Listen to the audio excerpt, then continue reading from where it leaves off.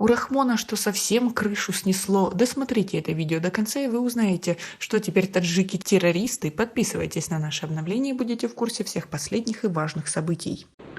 Трагические события в Казахстане вновь подтверждают необходимость усиления нашей совместной комплексной работы по противодействию терроризму и экстремизму, религиозному радикализму и транснациональной организованной преступности, включая незаконный оборот наркотиков.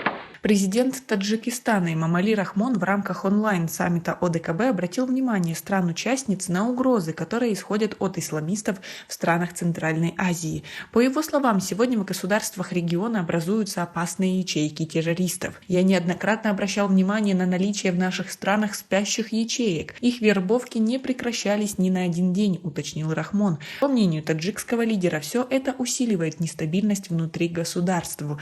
Борьба с разрушительной деятельностью террористов, экстремистов, исламских радикалов и различных криминальных элементов у нас не прекращалась в течение последних 30 лет.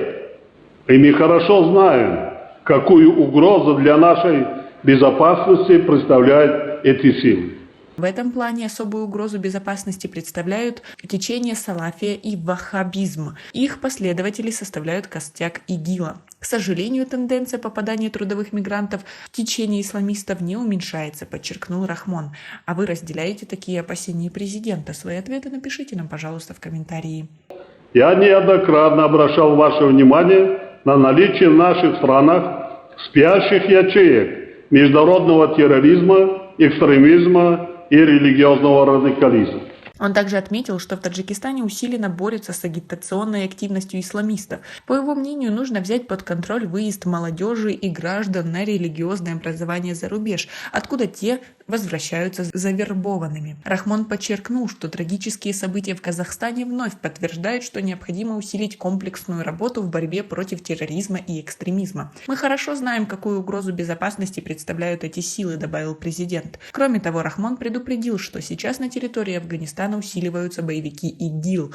Таджикистан с первых дней своей независимости борется против таких вызовов и прошел гражданскую войну, унесшую жизнь более 150 тысяч граждан страны. В целом, по данным спецслужбы, у южных границ стран ОДКБ на данный момент расположено около 6 тысяч боевиков и более 40 ячеек. Как вы относитесь к таким резко возросшим опасениям президента и к тому, как у нас борется с исламизмом? Ведь во многом это просто устранение политически недоброжелательных для Рахмона людей, а не реальная борьба. Свои ответы напишите нам, пожалуйста, в комментарии. У нас пока на этом все. Оцените наше видео подпиской и лайком. До скорой встречи!